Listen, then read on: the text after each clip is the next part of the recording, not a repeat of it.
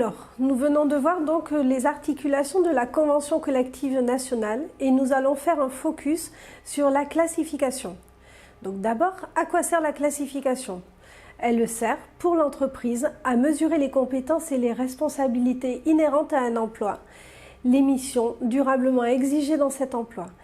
Il faut bien avoir en tête que cette classification s'intéresse à l'emploi et non pas à la personne qui occupe l'emploi. Donc elle permet de le valoriser entreprise par entreprise puisqu'elle peut être différente selon le niveau d'exigence attendu.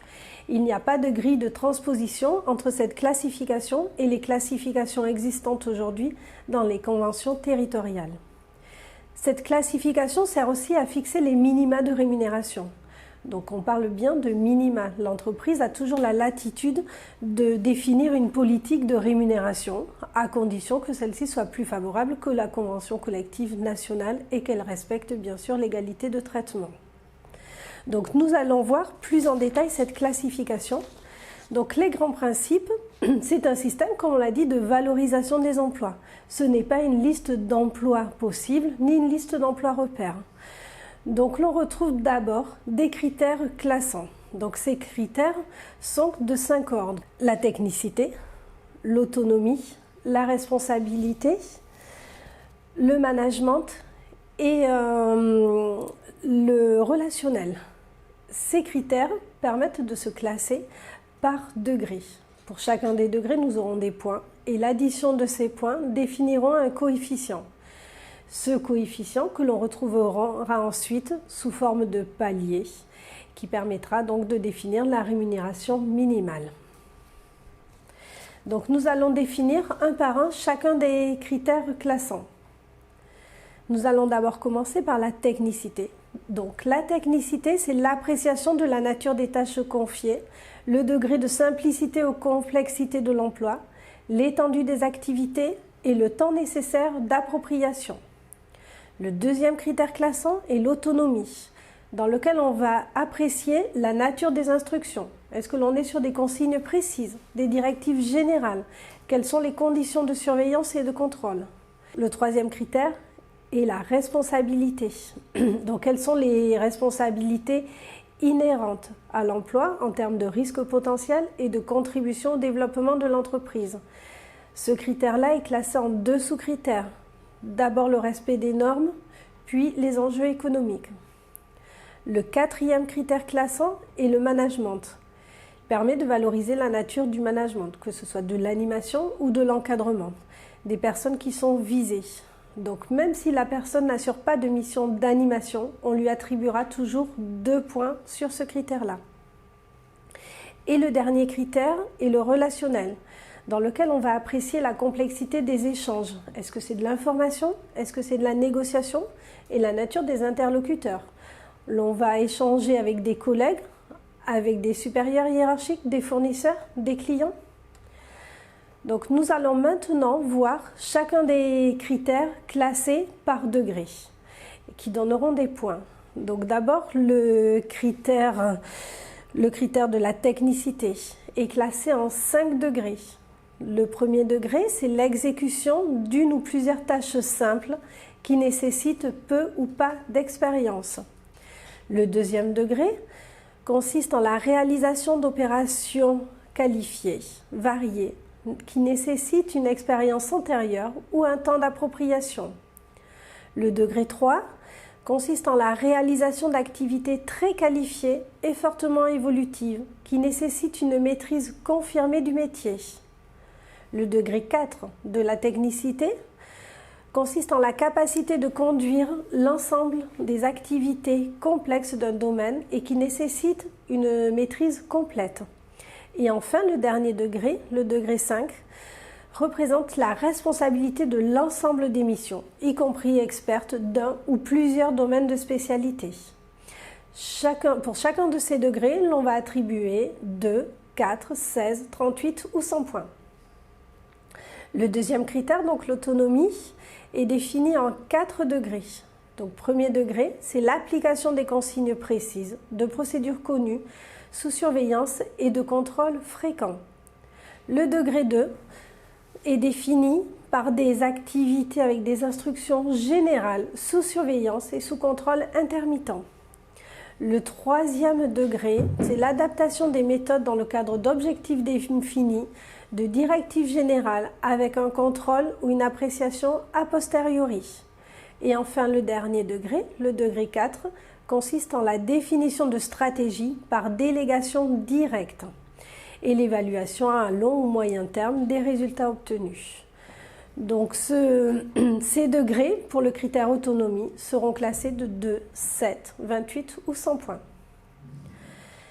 Le troisième critère responsabilité, donc on l'a vu, est classé en 2 sous-domaines. Il faudra bien penser à additionner les points de ces 2 sous-critères, donc le respect des normes et les enjeux économiques.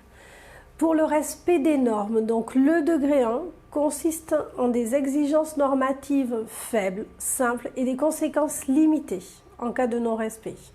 Sur le degré 2, on est plutôt sur des exigences normatives fortes et des conséquences importantes en cas de non-respect. Et le degré 3, c'est la responsabilité du déploiement des normes et la vérification de leur respect. Donc on aura entre 1, 4 et 25 points. Sur le deuxième sous-critère, les enjeux économiques, donc le premier degré, on est sur une contribution limitée aux objectifs de l'activité et le respect de contraintes de productivité et de qualité. Sur le degré 2, on est sur une contribution moyenne aux résultats de l'entreprise, notamment par l'optimisation des moyens et l'organisation de son temps de travail. Et sur le degré 3, on est sur une contribution essentielle au développement de l'entreprise, notamment par l'orientation de ses activités et l'identification d'innovations. Et on aura aussi entre 1 et 25 points. Le quatrième critère classant est le management. Ce management est classé en 6 degrés. Donc le premier degré, c'est la transmission de savoir possible ou le rappel d'une consigne. Il n'y a pas de responsabilité particulière d'animation. Sur le degré 2, on est sur une animation technique ou organisationnelle sur des équipes majoritairement temporaires ou saisonnières. Sur le degré 3, on est sur de l'animation technique et ou organisationnelle d'une ou plusieurs équipes majoritairement permanentes. Sur le degré 4, on a un encadrement hiérarchique de proximité. Le degré 5, c'est un encadrement hiérarchique, mais d'encadrant ou de cadre. Et le degré 6, on a la responsabilité hiérarchique de tous les collaborateurs de l'entreprise ou de l'établissement. Ces degrés seront définis par 2, 3, 10, 23, 48 ou 100 points. Et enfin, le dernier critère classant, le relationnel. Donc pour lequel on a 4 degrés. Sur le degré 1, on est sur de l'échange professionnel simple qui nécessite de bien comprendre ses interlocuteurs et surtout de se faire comprendre par eux. Sur le degré 2, on est sur de l'échange professionnel courant qui nécessite une écoute attentive, la reformulation de leurs demandes, une force de conviction et l'apport de conseils. Le degré 3 du relationnel correspond à des échanges professionnels complexes qui nécessitent la construction d'argumentaires, d'explications pédagogiques. Et enfin, le degré 4, c'est un relationnel professionnel déterminant pour l'entreprise, nécessitant persuasion, diplomatie, conduite de négociation et représentation de l'entreprise auprès d'acteurs privés. L'on pourra les définir selon 1, 4, 14 et 50 points. Donc voici la grille de classification dans sa globalité. Nous allons ensuite voir donc l'addition de ces points, comme on l'a dit, va nous donner un coefficient de l'emploi. Ce coefficient de l'emploi permettra de définir le palier et donc le salaire minimal applicable pour chacun des postes définis. Cette détermination de palier va aussi nous permettre de déterminer la catégorie professionnelle de l'emploi. Donc l'on deviendra technicien à partir du moment où l'on aura atteint le palier 7, soit 74 points, et où l'on remplira également 2 autres conditions, c'est-à-dire que son emploi sera défini par un degré 4 en technicité et un degré 3, soit en responsabilité, soit en autonomie. On deviendra agent de maîtrise à partir du moment où l'on aura atteint le palier 8, avec 105 points, et aussi à la condition où l'on aura un degré 3 en autonomie et un degré 4, soit en management, soit en technicité. Et enfin, on sera sur un emploi de cadre à partir du moment où on aura atteint le palier 10, soit 197 points, et au moins un degré 4 en autonomie et un degré 4, soit en technicité, soit en management. Et enfin, chacun de ces paliers permet de définir donc le salaire minimum. Donc à partir du moment où on aura défini le palier, on pourra définir le taux horaire brut de l'emploi. Donc par exemple, sur un palier 7, l'on aura un taux horaire de 12,35 €.